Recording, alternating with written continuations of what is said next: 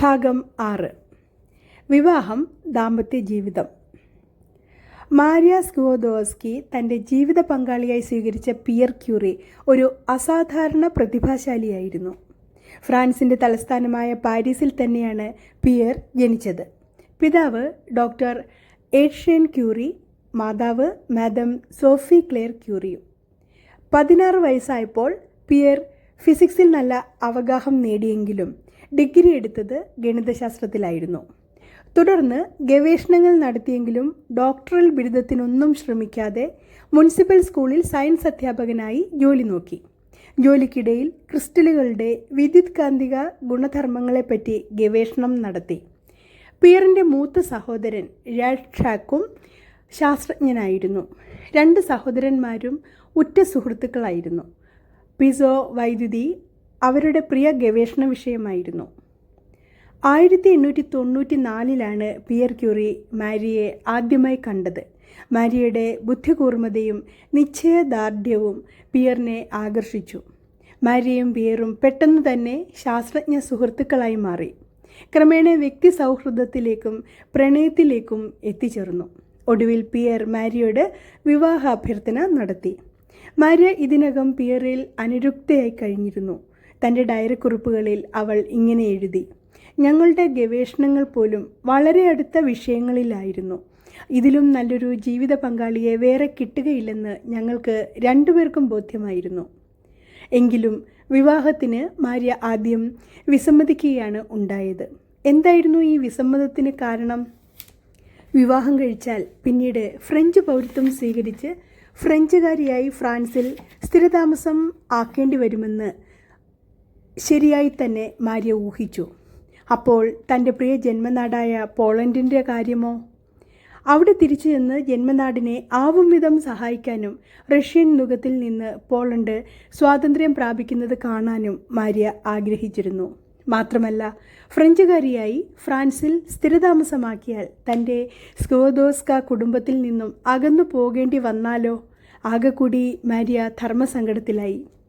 പക്ഷേ ദീർഘമായ ചിന്തനങ്ങൾക്ക് ശേഷം സ്വതസിദ്ധമായ ദൃഢബുദ്ധിയോടുകൂടി മാരിയ പിയറിനെ വിവാഹം കഴിക്കാൻ സമ്മതം മൂളി.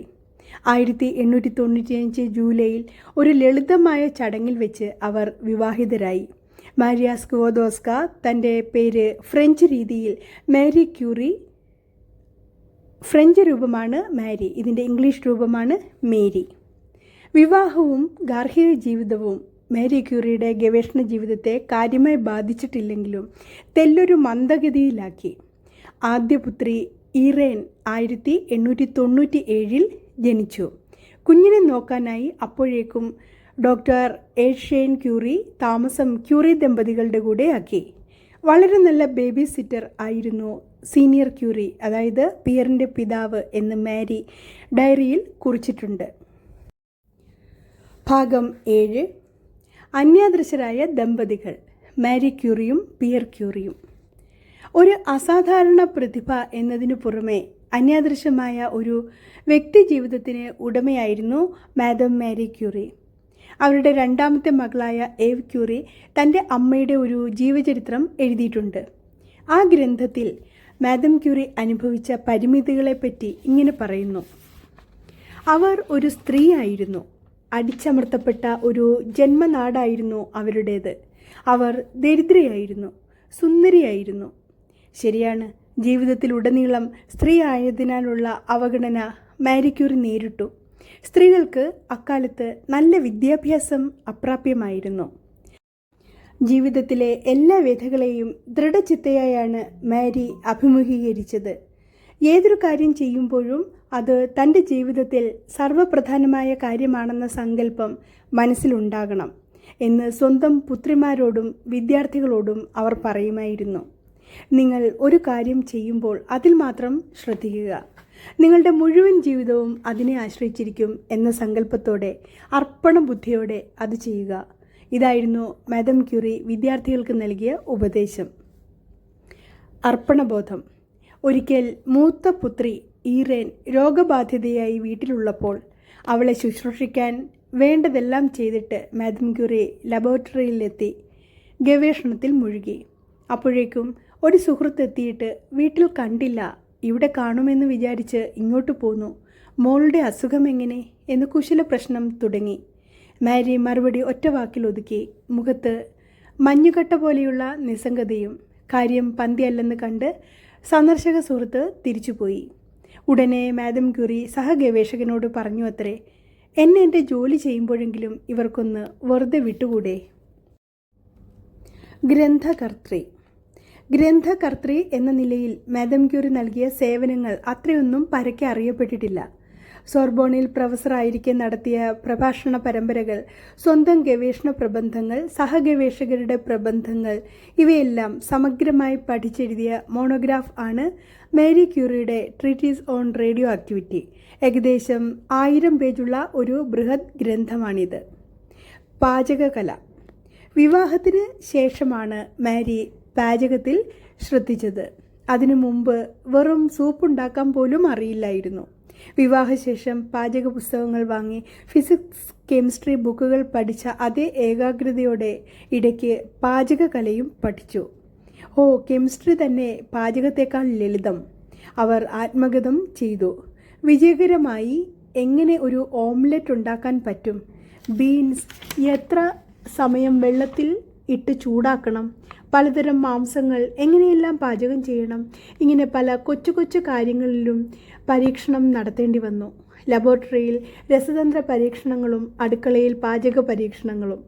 പിയർ എത്ര ഭാഗ്യവാൻ! അയാൾക്ക് ലബോറട്ടറിയിലെ പരീക്ഷണങ്ങളിൽ മാത്രം ശ്രദ്ധിച്ചാൽ മതിയല്ലോ എന്ന് മാഡം ക്യൂറി ചിലപ്പോൾ വിചാരിച്ചു. അവസരത്തിനൊത്ത് പിയർ ക്യൂറിയും ഉയർന്നു. മാരിയുടെ ഏത് പാചകവും അയാൾ ഇഷ്ടപ്പെട്ടു, അഭിനന്ദിച്ചു. വാസ്തവത്തിൽ എന്താണ് തിന്നുന്നതെന്ന് പോലും അന്യമനസ്കനായ ഫിസിക്സ് പ്രൊഫസർ ശ്രദ്ധിച്ചിരുന്നില്ല. മധുവിധുകാലം സൈക്കിൾ യാത്ര. സാധാരണ യുവമിഥുനങ്ങളെപ്പോലെ ആർഭാടപൂർണം അല്ലായിരുന്നു ക്യൂറി ദമ്പതികളുടെ മധുവിധു. രണ്ടുപേർക്കും ഓരോ സൈക്കിൾ മാത്രമായിരുന്നു വാഹനം. സൈക്കിളുകളിൽ കയറി പാരീസിലും പ്രാന്തപ്രദേശങ്ങളിലും ഊരു ചുറ്റി നടക്കുക. ഇടയ്ക്ക് വല്ല ആഹാരവും കഴിച്ചില്ലെങ്കിലായി.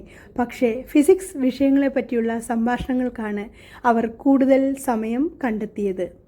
പിയറിൻ്റെ ശൈലി ചെറുപ്പകാലം മുതൽ ഇതായിരുന്നു. രാവിലെ തോന്നുമ്പോൾ ഉണരും, പുറത്തു പോകാൻ ഇഷ്ടപ്പെടുമ്പോൾ പോകും, തിരിച്ചു വരാൻ ചിലപ്പോൾ ആഴ്ചകളെടുക്കും, ചിലപ്പോൾ അരമണിക്കൂറിനകം എത്തും. വിവാഹശേഷവും ഈ പതിവ് നടത്തം തുടർന്നു.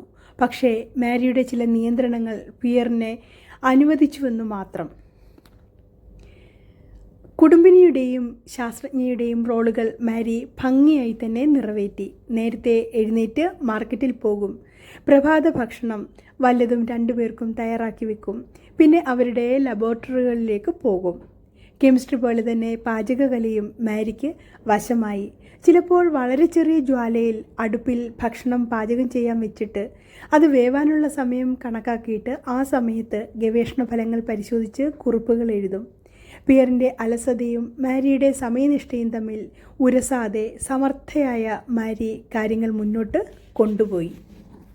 ഭാഗം 6ഉം 7ഉമാണ് ഞാൻ ഇന്ന് ഇവിടെ ഏവർക്കുമായി വായിച്ച് അവതരിപ്പിച്ചത്.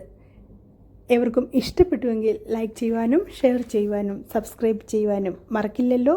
നന്ദി, നമസ്കാരം.